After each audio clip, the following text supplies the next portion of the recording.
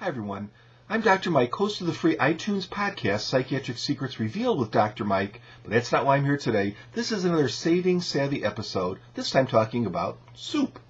You know, when I was growing up in the 50s and the 60s, soup was a regular addition to our kind of weekly dinner menu, and it was always homemade and always delicious.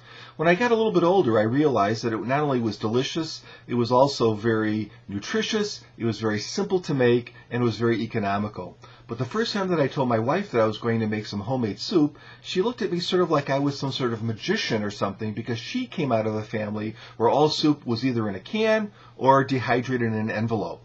Well, my magical status sort of faltered when she saw how easy it was to make a pot of soup. And so that's what I'm going to show you today. So if you're looking for a way to make some great food that's really inexpensive, there are really thousands and thousands of recipes out there. And so today is all about soup. And in fact, what we're going to do is we're going to make soup the most simplest way possible, the way using equipment that you probably have at home, and it's just using a pot. But I'm hoping to do at least 2 more episodes of this show. One, I'm going to make a different soup in a crock pot, something that most of you probably already have.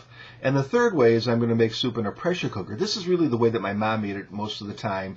It's really, really quick. It's just very, very efficient. It does require that you have a pressure cooker, but that will be probably my last or second to the last show. So let's learn all about soup. Okay, here we are getting ready to make a very simple chicken noodle soup. Why chicken noodle soup? Because everyone likes it and because my kids requested it. So here's the basic components, and let's take a look at each of them individually. Well, here's our basic component, the pot. This is a 6-quart pot, which is about the ideal size for most families. Smaller family, try a 4-quart. Larger family, maybe an 8-quart. In fact, when I cook for my wife's extended family at Thanksgiving, I use a 13-quart pot to make turkey soup. But this one happens to be, well, very heavy. This is cast iron and it's enamel coated, but you could really use any kind of a heavy pot. The interesting thing is I'm using it with this induction burner today just for this demonstration. This particular hot plate or burner type of operation is a lot more efficient and easier to control than a regular electric burner. They're great if you don't have a lot of kitchen equipment or space. They're very effective and very efficient.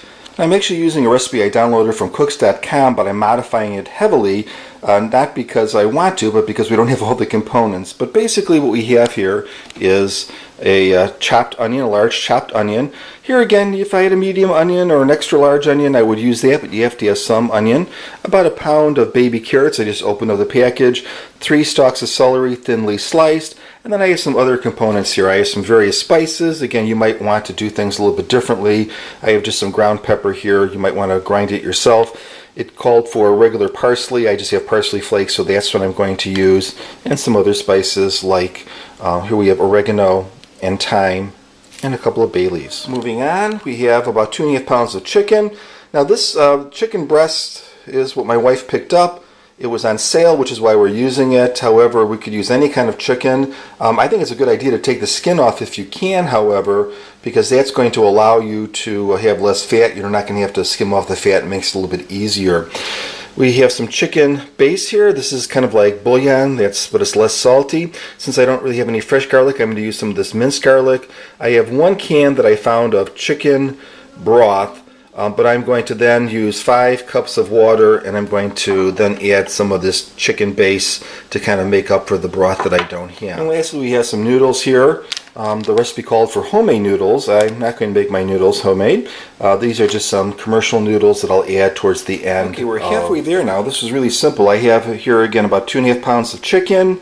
I have roughly 5 cups, a little bit more of water or chicken broth. And then to supplement the chicken broth, I've added a big heaping spoonful of that chicken base. In addition, I used about the equivalent of 4 or 5 cloves of garlic with the minced garlic. I also added a pinch of thyme, a pinch of oregano, about a tablespoon of dry parsley because I didn't have the fresh stuff, some pepper, and just a little bit of salt. You can always add more salt later. Some of these components, like the chicken base, has like a salt in it, so you don't want to be too extravagant with the salt in the beginning. So now we're going to add the rest of the components and we'll be ready to go. There we are with the complete mix. In addition, now we have 3 stalks of celery sliced, a pound of baby carrots, although they could be just regular carrots too if that's what you had, and a large onion chopped up. It took me about 5 minutes to do all of that if they are. Alright, I'm setting the controls on this induction burner. I'm going to go high because we're going to want to get this to a boil initially.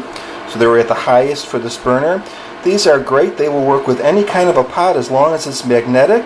That means cast iron, magnetic stainless steel, steel, just nothing that's 100% aluminum. Most other things will work quite well with this. Here again, a great option if you're cooking in a kitchen space that doesn't have a very good stovetop. Okay, we're just starting to boil. We're going to boil it like this for about a minute, and then we're going to bring it down to a simmer and try to cook it for, I don't know, about 5.5 hours, because that's when we're going to be eating dinner. The pot is covered. Now we just have to wait. I'll go and check on this probably every half hour or 45 minutes or so. If I need to, I'll add a little extra water, stir it around a bit, that sort of a thing. But we're all done. And really, if I wasn't videotaping this, it probably would have taken me 15 minutes to do the whole thing. Well, along with this soup, I'm going to make some just standard biscuits. And normally I would just make them in a food processor from scratch. Very, very easy. But since I'm trying to make this as simple as possible, if you don't have a food processor, it's very easy just to use a mix like Bisquick and just follow the directions in the back of the box, and that's what we're going to do today. Okay, we're making these biscuits just following the directions on the back of the Bisquick container, and you don't want to do this too much, maybe like 20 times or so. And I'm just going to use my hands and fingers to kind of flatten this out so I can cut them into actual biscuit shapes. I can't even find our biscuit cutter, so I'm just going to use a cup. So in other words, be flexible. Okay, now as you can see, I've cut these into rounds. Actually, I used the top of an aerosol can that I did thoroughly wash for my cutter because I didn't have anything else that I could find. I'm just going to put a little bit of melted butter on the top. They're going to go in the oven at around 450, and I'm going to use a convection oven, so I'm going to try around 6 minutes, see if they look good, add another minute or so if not, and we'll have some nice delicious buttery biscuits to go along with our great homemade chicken noodle soup. Okay, here we are. They're all done, and of course they're imperfect because they're homemade. I'm going to put a little more butter on them for the heck of it before we eat, since I have actually I melted too much butter. So this will add a little buttery goodness. And we'll put them in a nice little bread basket and we'll be ready to roll. Okay, our soup is ready, and we're going to add the noodles. These are dry noodles. We're going to add them just directly to the soup and mix them in, get them down into the broth. And for right at this moment, I'm not going to add any more fluid, like water, but I may in the future. But I am going to turn the heat up just a little bit, only on one. Actually, I kind of got away from using the temperature. I'm just using the power level. So we're going to go up to maybe 3 to get that cooking a little bit more. And we're going to wait, maybe 20 minutes or so, and those noodles will be cooked. Some people might say that you should cook your noodles separately. For me, for this family meal, it's fine to cook them together. Okay, here's our final product, and it looks great. I did add a squirt or two of hot sauce for it just to spice it up.